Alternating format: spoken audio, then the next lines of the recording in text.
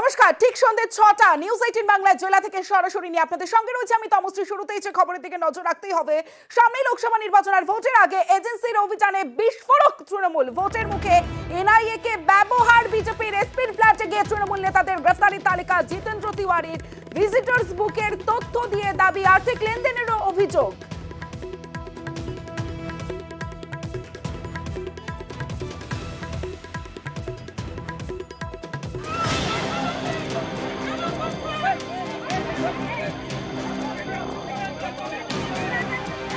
ভোটের মুখে শনিবার ভূপতিনগরে হানা দেয় এনআইএ। 2022-এর বিস্ফোরণ মামলায় তৃণমূলের 2 নেতাকে গ্রেফতার করে। এর পরের দিনই বিস্ফোরক অভিযোগ তৃণমূলের। ঘাসফুল শিবিরের দাবি, গত 26শে March NIA SP Dhanram Singh এর বাড়ি যান জিতেন্দ্র তিওয়ারি সহ বিজেপি নেতারা।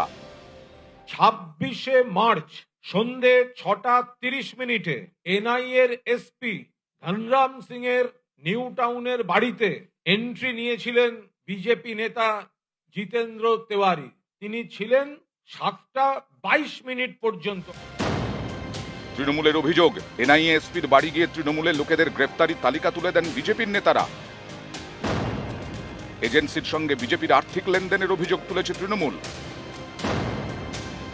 এই ঘটনায় নির্বাচনী আচরণবিধি লঙ্ঘনের অভিযোগ তুলেছে তারা। এর প্রেক্ষিতে তৃণমূলের দাবি, এনআইএ হানা বিজেপি ও এনআইএ এর পরিকল্পিত চক্রান্ত। লিস্ট তুলে দেন কোন কোন এলাকায় কাদের গ্রেফতার করতে হবে। একটি সাদা প্যাকেটে বিপুল অর্থের লেনদেন হয়েছে। কখন ঢুকেছেন? ভোট ঘোষণার পর আচরণবিধি যখন চলছে। বিজেপি বলে দিচ্ছে ধনরাম সিংকে তৃণমূলকে শেষ করতে নাবো, আর লোকাল বিজেপি যেসব নাম দেবে তাদের অ্যারেস্ট কর। এই গোটা চক্রান্তটা, এটা আমরা এর শেষ দেখতে চাই। নিজের বক্তব্যের সপক্ষে ধনরামের আবাসনের ভিজিটর্স বুক এবং এনআইএ এসপির ফ্ল্যাটের দলিলের ফটোকপি পেশ করে তৃণমূল। এটা ভিজিটার্স বুক, এটা এনআইএর এসপি ধনরাম সিং এর বাড়ির ভিজিটার্স বুক। জিতেন তিওয়ারি, JK তিওয়ারি, তিনি কোথায় গেছেন, এন্ট্রি করেছেন ওই হাউজিং এর ফ্ল্যাট নাম্বার J066 এ গেছেন। আমরা ওই বাড়ির দলিলটা এবার দেখাচ্ছি। লিজ রেন্টে আছে। এই বাড়ির যিনি বাসিন্দা হিসেবে সই করছেন তিনি হচ্ছেন ধনরাম সিং। তৃণমূলের দাবি করা এনআইএ এসপির আবাসনের ভিজিটর্স বুকের ফটোকপিতে দেখা যাচ্ছে তাতে অতিথি হিসেবে সই রয়েছে JK তিওয়ারি নামে একজনের। সন্ধ্যে 6:30 এন্ট্রি এবং 7:22 বেরোনোর সই। ভিজিটর্স বুকের ফটোকপিতে এও দেখা যাচ্ছে JK তিওয়ারি বলে ব্যক্তি নিজের ঠিকানা হিসেবে লিখেছেন কামাক স্ট্রিটের একটি আবাসনের নাম। সেই সরস্বতী নিকেতনে গিয়ে জানা গেল আবাসনের 4 তলায় রয়েছে বিজেপি নেতা জিতেন্দ্র তিওয়ারির মেয়ের ফ্ল্যাট। হ্যাঁ, আমি জানি না কত বছর, আমি 4 বছর ধরে দেখছি ওনাকে। আমি 4 বছর ধরে রয়েছি, 4 বছর ধরে দেখছি। আসানসোলে। এখন কেউ নেই। পরশুদিন শনিবার। তৃণমূলের প্রকাশ করা ফটোকপি অনুযায়ী জিতেন্দ্র তিওয়ারি নাকি গিয়েছিলেন নিউ টাউনের একটি আবাসনের J066 নাম্বার ফ্ল্যাটে। ঘাসফুল শিবিরের দাবি, আবাসনের 1 নম্বর টাওয়ারের 7 তলার ফ্ল্যাটে গিয়েছিলেন জিতেন্দ্র তিওয়ারিরা। সেই ফ্ল্যাটটি কি এনআইএর এসপিরই? এর সপক্ষে ফ্ল্যাটের লিজের ফটোকপিও প্রকাশ করেছে তৃণমূল, যেখানে দেখা যাচ্ছে 7 তলায় ডিয়ার সিং নামে এক ব্যক্তির নাম রয়েছে। NR J066 ফ্ল্যাটটি। এতেই 24-এর ভোটের মুখে শোরগোল।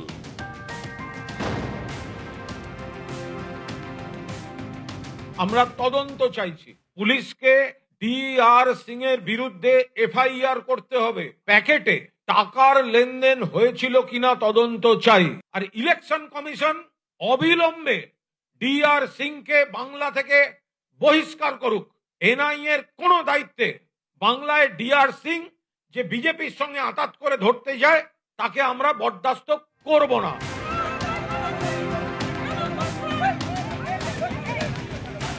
নিউজ 18 বাংলা। 2022-এর ডিসেম্বর ভূপতিনগরে বিস্ফোরণ, যে বিস্ফোরণে 3 জনের মৃত্যু হয়, আর এই ঘটনায় গ্রেফতার করা হয়েছে 2 তৃণমূল নেতাকে। ভোটের মুখে এনআইএ সক্রিয়তা নিয়ে প্রশ্ন তৃণমূলের। 2022 সালের বিস্ফোরণ আর সেই ঘটনায় 24-এর লোকসভা ভোটের মুখে কেন গ্রেফতার, প্রশ্ন তুলছে তৃণমূল। বিজেপির বিরুদ্ধে কেন্দ্রীয় এজেন্সির অপব্যবহারের অভিযোগ।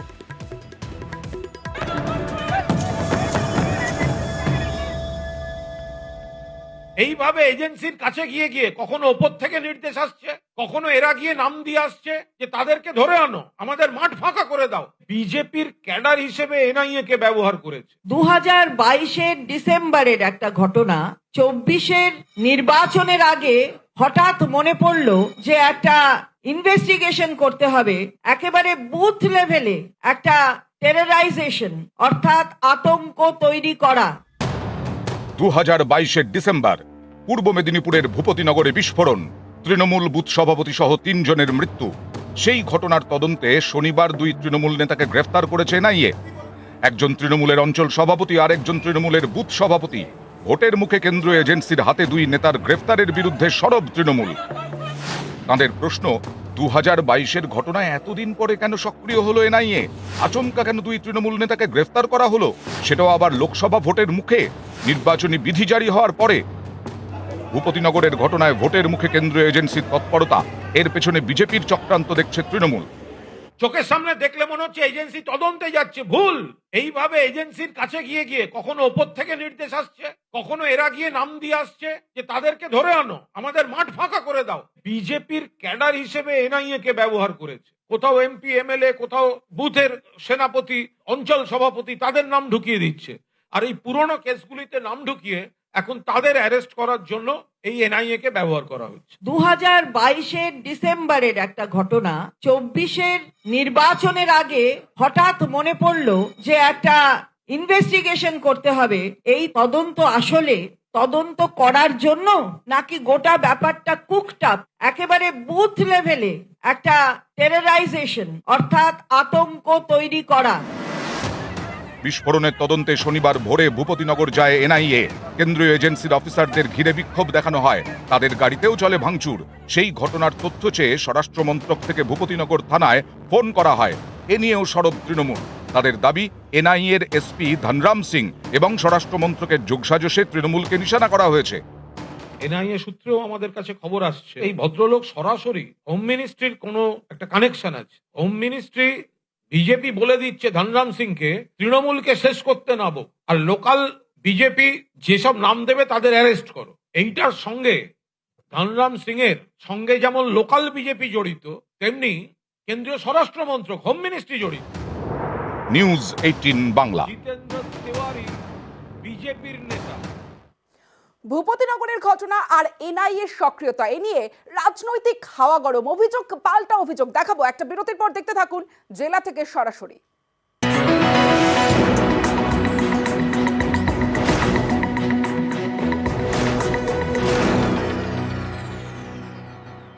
ভূপতিনগরের ঘটনায় এনআইএর অতি সক্রিয়তা, বিজেপির সঙ্গে এনআইএর আঁতাতের অভিযোগ। লোকসভা ভোটের মুখে এ নিয়ে সরব তৃণমূল, মানতে নারাজ বিজেপি, আর এ নিয়ে রাজনীতির হাওয়া গরম।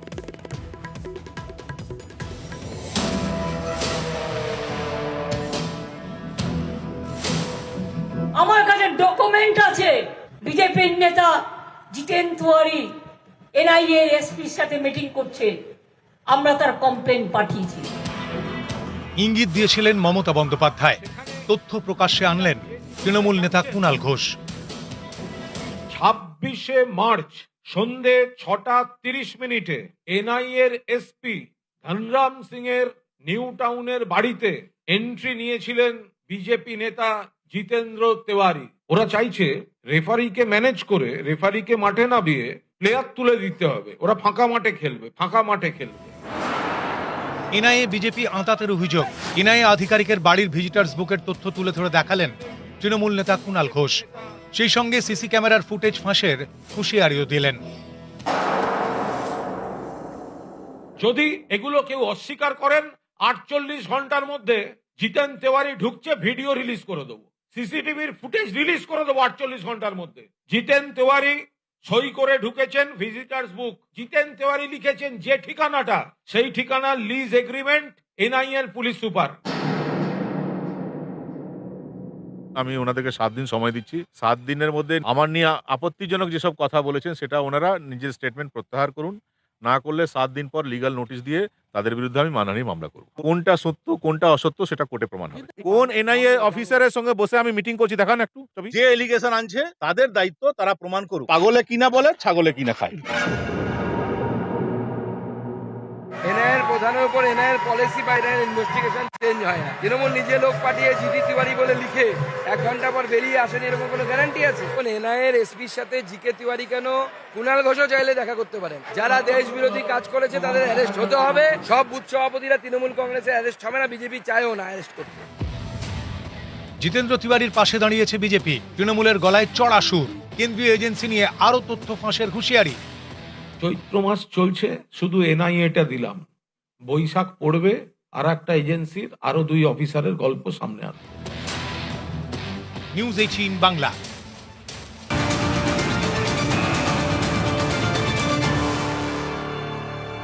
জিতেন্দ্র তিওয়ারির পাশে দাঁড়িয়েছিলেন বিজেপি রাজ্য সভাপতি সুকান্ত মজুমদার। এবার জিতেন্দ্র তিওয়ারির পাশে দাঁড়ালেন বিরোধী দলনেতা শুভেন্দু অধিকারীও।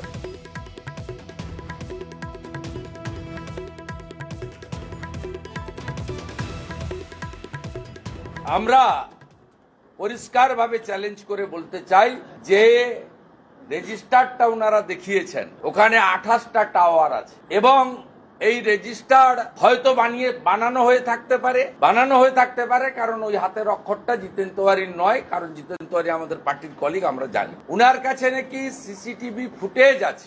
আমি এসপি এনআইএ এর সঙ্গে উনার জিতেন তেওয়ারির মিটিং এর ফুটেজ ডেট সহ এমসিসি ঘোষণা হওয়ার পরে, এমসিসির আগের কথা আমি বলবো না, মিস্টার সিং এর সঙ্গে জিতেন তেওয়ারির মিটিং এর সিসিটিভি ফুটেজ তাকে প্রকাশ করার চ্যালেঞ্জ করছি।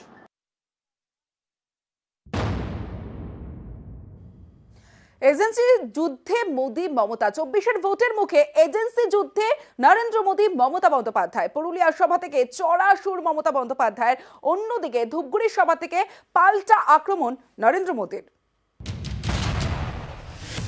মানুষ যখন প্রতিবাদ করছে, এনআইএকে ঢুকিয়ে দিচ্ছে। মধ্যরাতে মহিলারা ঘুমোচ্ছে বাড়িতে, গদ্দারের এলাকায় চলে গেল। পুলিশের ড্রেস পরে তো অনেক বদমাশি লোক আগে সিঙ্গুর নন্দীগ্রামে বদমাইশিও করেছে। মেয়েরা কি করে বুঝবে বাইরে থেকে যদি কেউ হামলা করতে আসে? মা বোনের প্রতিবাদ করলো, তাদের বিরুদ্ধে ডায়েরি করে দিয়েছে। আবার রামনবমী আসছে, একটা চকলেট বোম পড়লেও দেখবেন ওই এনআইএকে ঢুকিয়ে দেবে। এনআইএর কোন অধিকার আছে? পুরুলিয়াতেও আমি শুনেছি সব হোটেলে গিয়ে গিয়ে খোঁজ নিচ্ছে কোন পার্টির কে কে থাকছে। তো থাকবে কি তোমার মাথায়? टीएमसी चाहती है कि उसके तोलाबाजों को, भ्रष्टाचारी नेताओं को आतंक का खुला लाइसेंस मिले। इसलिए जब केंद्र की जांच एजेंसियां आती है तो टीएमसी उन पर हमले करती है, औरों से करवाती है। टीएमसी कानून और संविधान को कुचलने वाली पार्टी है।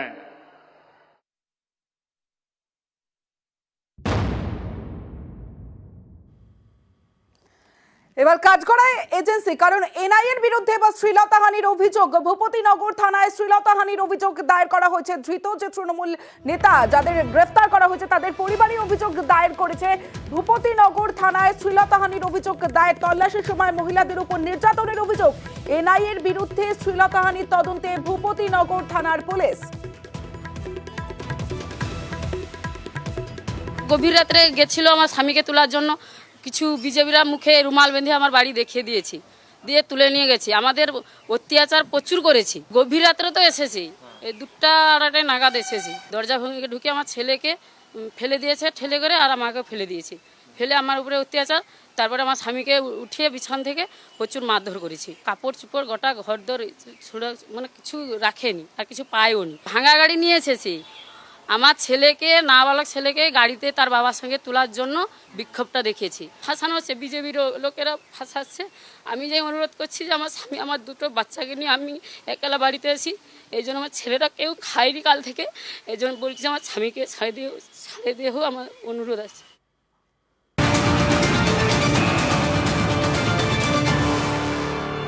এনআইএর বিরুদ্ধে শ্লীলতাহানির অভিযোগ অস্বীকার এনআইএর, উস্কানির অভিযোগ অস্বীকার, নির্যাতনের অভিযোগ অস্বীকার করা হয়েছে এনআইএর তরফে।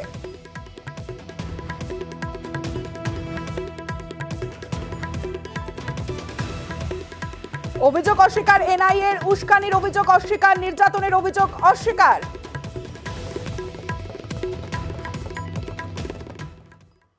অন্যদিকে বিজেপি রাজ্য সভাপতি সুকান্ত মজুমদারের পাল্টা নিদান, তৃণমূলের সমালোচনা করেও একই কৌশল, এজেন্সির বিরুদ্ধে নির্যাতনের অভিযোগ তৃণমূলের রাজ্য পুলিশের বিরুদ্ধে, সেই কৌশলী প্রয়োগের নির্দেশ সুকান্ত মজুমদারের। এবার শ্লীলতাহানির কেস দেখা যাবে কত কে দিতে পারে, আমরা শ্লীলতাহানির কেস দিতে পারি না। এবার আমি পড়ে যাচ্ছি আমার কর্মীদেরকে, আপনার বাড়িতে পুলিশ ঢুকলে পরে আপনার স্ত্রীকে দিয়ে আপনি পুলিশের নামে, সেই পুলিশ অফিসারের নামে শ্লীলতাহানির কেস দিন।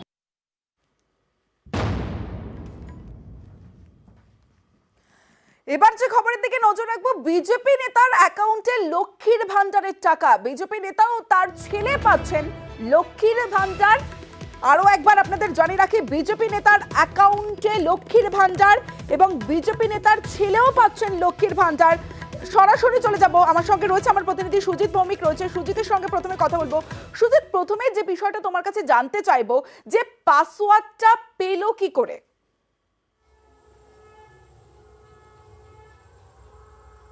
সুজিতের সঙ্গে কথা বলবো, তার আগে আপনাদের জানিয়ে রাখি লক্ষ্মীর ভান্ডার পাচ্ছেন বিজেপি নেতা, বিজেপি নেতার অ্যাকাউন্টে লক্ষ্মীর ভান্ডার, সরকারি পাসওয়ার্ড জালিয়াতি করে লক্ষ্মীর ভান্ডার। ময়নার বিজেপি বুথ সভাপতি ও তার ছেলের বিরুদ্ধে অভিযোগ, বিজেপি নেতার অ্যাকাউন্টে লক্ষ্মীর ভান্ডারের টাকা।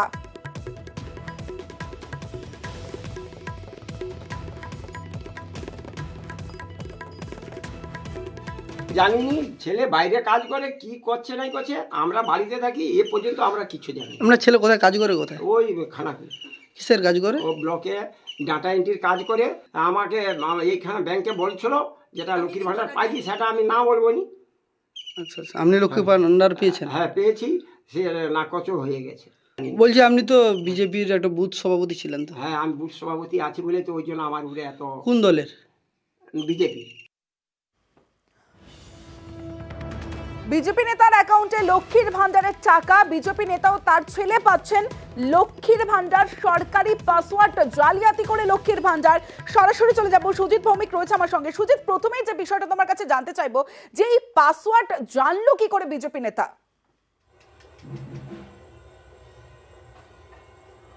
দেখো, ওই বিজেপি নেতার ছেলেই মূল অভিযুক্ত এবং বিজেপি নেতার ছেলে একটা সময় হুগলিতে ব্লক অফিসে কাজ করতো এবং অস্থায়ী সেই কাজ দুয়ারে সরকারের সময়, তখনই কিন্তু পাসওয়ার্ড জেনেছিল আর তখন থেকেই তার মাথায় ঘুরপাক খাচ্ছিল যে এরকম করে অনিয়ম করা যায়। কিন্তু করবি তো কর, এমনভাবে অনিয়ম করেছে যেটা কিন্তু সবাইকে অবাক করেছে এবং ধরাও পড়েছে। কেন ধরা পড়লো না, লক্ষ্মীর ভান্ডার প্রকল্প, তমশ্রী মহিলাদের প্রকল্প, সেখানে কিনা নিজের বাবা অর্থাৎ বিজেপি নেতা সহ তার আত্মীয় পরিজন মিলে 12 জনের নামে, তার বলা যায় যে সবাই কিন্তু পুরুষ, তারা মহিলাদের এই যে বলা যায় যে সুবিধে পাওয়ার যে একটা প্রকল্প, সেই প্রকল্পের টাকা সেই সব অ্যাকাউন্টে ঢুকতে থাকে এবং সবটাই কারচুপি করে, চালাকি করে এবং জালিয়াতি করে অভিযুক্ত বিজেপি নেতার ছেলে। এবং সেটা কিন্তু সামনে চলে এসেছে, ব্লক প্রশাসনই কিন্তু ধরে ফেলেছে। কারণ এ ধরনের জালিয়াতি সবটাই কিন্তু ধরে ফেলার পরই, ব্যবস্থা নেওয়ার পর সে ক্ষমাও চেয়েছে। কিন্তু তার আগে যে বিষয়টি সামনে চলে এলো যে একেবারে মহিলাদের জালিয়াতি করে মহিলাদের যে লক্ষ্মীর ভান্ডার, সেই টাকা নিচ্ছিলেন বিজেপি নেতাও তার ছেলে। বেশ, ধন্যবাদ সুজিত।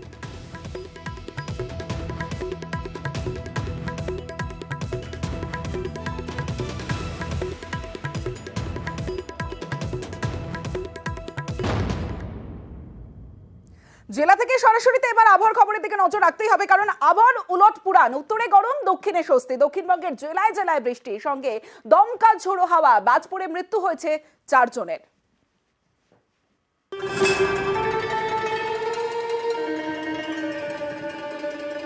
চাঁদি ফাটা গরমের পর অবশেষে স্বস্তি। বৃষ্টিতে ভিজল দক্ষিণবঙ্গ।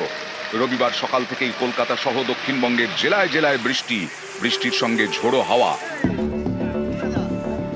পূর্ব বর্ধমানের জামালপুর, এখানকার অমরপুরের গা ঘেঁষে বয়ে গেছে দামোদর নদ। দামোদর পারাপারের জন্য রয়েছে কাঠের ব্রিজ। রবিবার সকালে ঝড়ে এই ব্রিজে বিপত্তি। তখন গাড়ি চেপে ব্রিজ পেরোচ্ছিলেন স্থানীয় যোধ শ্রীরাম অঞ্চলের তৃণমূল সভাপতি তপন কুমার দে, সঙ্গে ছিলেন চালক। দমকা ঝড়ে ব্রিজ থেকে নিচে পড়ে যায় গাড়ি, আহত হন দুজনেই। তাদের উদ্ধার করেন স্থানীয়রা। উনি আমাদের অঞ্চল সভাপতি তপন কুমার দে। কোন অঞ্চলে? জসিম অঞ্চলে। কোন ব্লক? জামালপুর ব্লক। উনি ঝড়ের সময় মিটিং এ বেরিয়েছিলেন। কোথা থেকে কোথায় যাচ্ছিল? উমরপুর থেকে উনি জামালপুর যাচ্ছিলেন।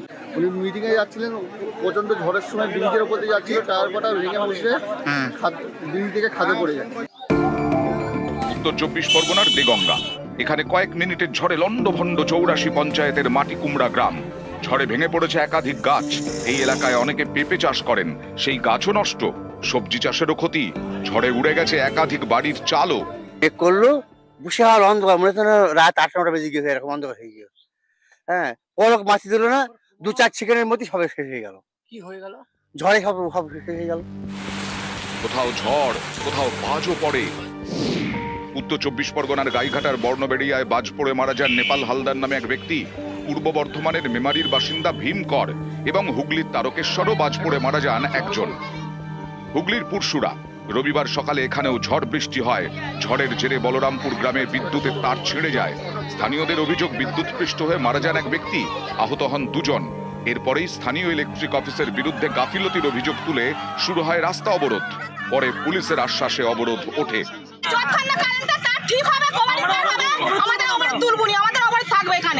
মানে এরকম কি ঘটনা প্রায় ঘটে?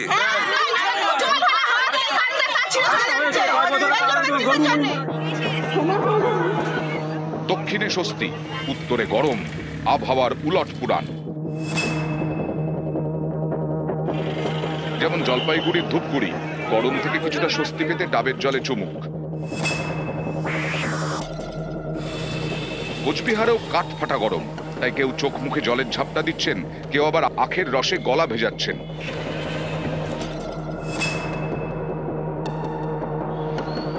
দার্জিলিং জেলার নকশালবাড়ি, এখানে তাপমাত্রা 35 ডিগ্রি ছুঁই ছুঁই, নাজেহাল ট্রাফিক পুলিশ।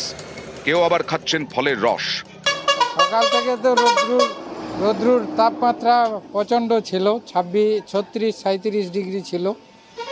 এখন মেঘলা ওয়েদার হয়েছে, হাওয়া বইছে, এখন একটু মানে নর্মাল ওয়েদার লাগছে আর কি।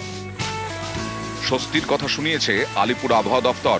তারা জানিয়েছে বুধবার পর্যন্ত উত্তরবঙ্গে বৃষ্টি হবে, দক্ষিণবঙ্গে সোমবার পর্যন্ত বৃষ্টি। নিউজ 18 বাংলা।